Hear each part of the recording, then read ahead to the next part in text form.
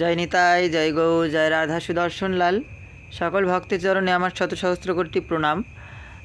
আবার এসছি আপনাদের মাঝে আজ মহা একাদশীও, এবং এই শুভ বিজয়া তারই সঙ্গে সকলকে শুভ বিজয়ের প্রণাম নেবেন সকলে, বড়রা এবং ছোটরা ভালোবাসা, এবং আমার সমকক্ষ তারাও আমার সঙ্গে বন্ধুত্বপূর্ণ ভালোবাসা গ্রহণ করবেন।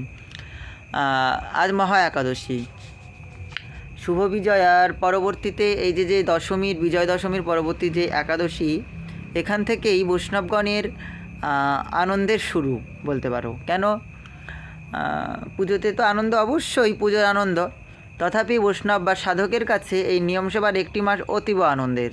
কারণ সাধক এই একটি মাস, যারা অন্তত বৈষ্ণব পন্থায় আছেন, আমি তাদের কথা বলছি, এই একটি মাস তারা বেশি করে ভজন করবেন। কারণ এটা দামোদর মাস, দাম বন্ধন। এই মাসেই মা যশোদা গোপালকে দাম বন্ধন করেছিল।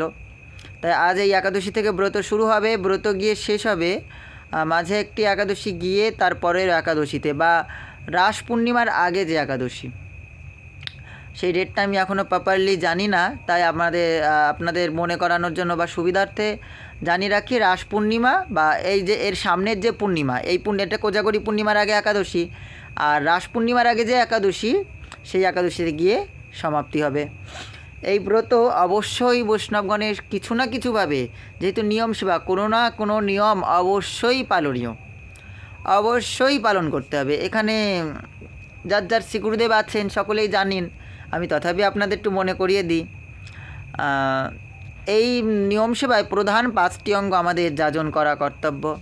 যাদের দেখো শারীরিক অসুবিধা আছে, তাদের ক্ষেত্রে তো বলে লাভ নেই, তাদের দ্বারা কর্তব্য যতটুকু তারা পারবে অন্তত হরিনাম করবে। তাই 5টি অঙ্গের প্রথম অঙ্গ প্রাতঃস্নান।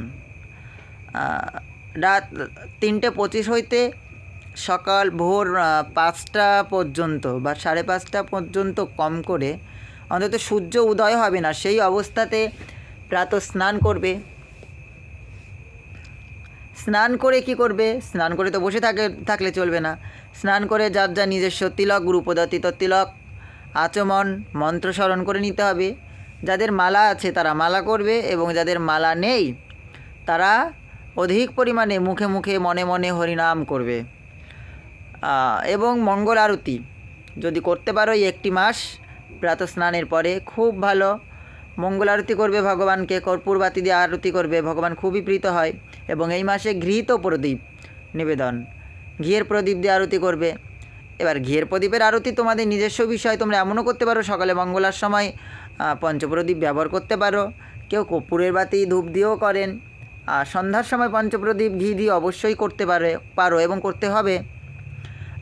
ভোরবেলায় কেউ পারলে পারবে, না পারলে সে কর্পূর বাতি দিয়ে করতে পারে, খুব একটা সমস্যা নেই। কারণ সবারই তো অফিস, পড়াশুনো অনেকেরই থাকে, আমার নিজস্ব সেরকম থাকে।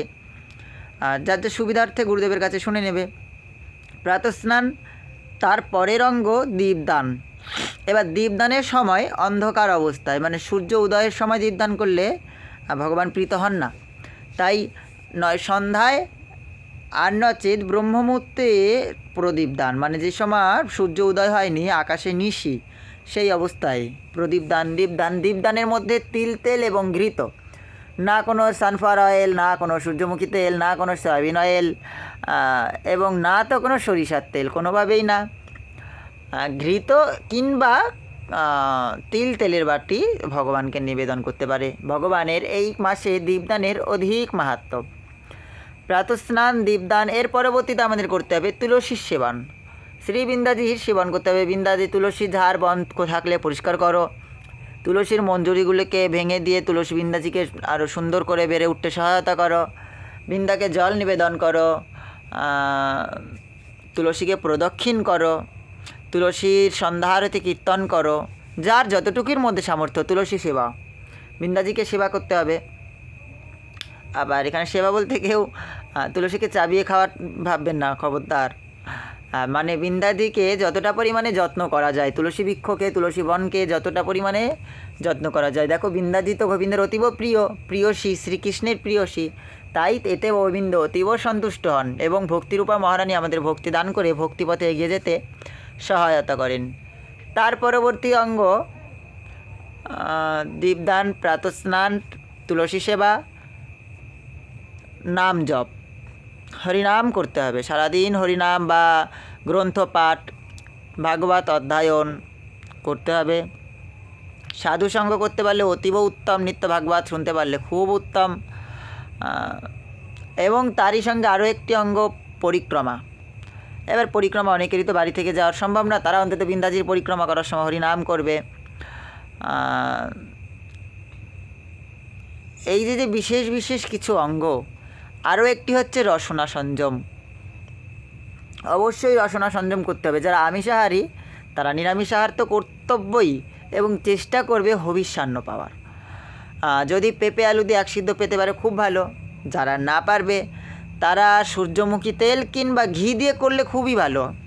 না পারলে সূর্যমুখী তেল এবং একটু জিরে, কেউ লঙ্কা ব্যবহার করেন, কেউ গোলমরিচ করেন, এটা যার যার গুরুদেবের কাছে শুনে নেবেন।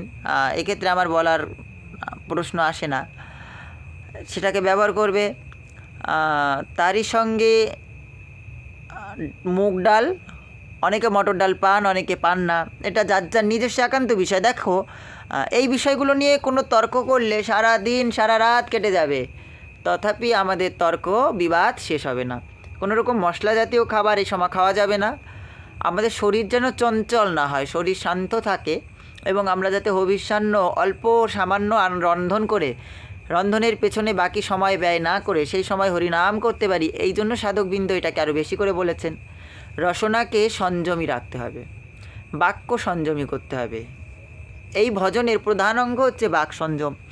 বাক সংযম মানে আমার বাক্য দ্বারা আমি এই ব্রত চলাকালীন এই একটা মাস কথাপি কারো মনে কোনোভাবেই দুঃখ দেব না। দুঃখ পেতে পারি কিন্তু দুঃখ দেবার চেষ্টা করব না। এবার শুধু এই মাসে কেন, আমাদের সাধকের কেন, কোনো ভালো মানুষ, যে কোনো ভালো ব্যক্তিরই প্রয়োজন যে কারো কাছে দুঃখ পেলেও তথাপি বাক্য দ্বারা কাউকে আঘাত করা উচিত নয়। এইভাবে সকলে ভগবত সেবা করবে, যে যত পরিমাণে পারবে, যতটা পারবে, মন্ত্রস্মরণ, হরিনাম, ভগবত অধ্যয়ন এবং শ্রী গোবিন্দের সেবা। বিগ্রহে, যাদের বিগ্রহ আছে তারা বিগ্রহকে স্নান, অর্চন, পোশাক পরানো বেশি করে করতে হবে। যার যার নিজস্ব ভজনের বিষয়ে সকলে কৃপা করে এই নিয়ম সেবার মাসটা কোনো না কোনোভাবে পালন করার চেষ্টা করবে। আকাশে সন্ধ্যাবেলায় দীপদান করবে। এবার বলি, মাটির প্রদীপ কিন্তু একবার ব্যবহার করবে। মাটির প্রদীপ বারে বারে ব্যবহার করা যায় না। আর পিতলের প্রদীপ হলে, কোনো ধাতব প্রদীপ হলে সেটাকে ধুয়ে মেজে আসে ব্যবহার করতে পারে। তবে মাটির প্রদীপ নিত্য পরিবর্তন করে 30 দিনে 30টা প্রদীপ ভগবানকে নিবেদন করাটাই শ্রেয় বলে আমার মনে হয়। এবং শ্রীগোবিন্দকে তুলসী দ্বারা অর্চন করবে খুব সুন্দর করে। তাকে এই মাসে চেষ্টা করবে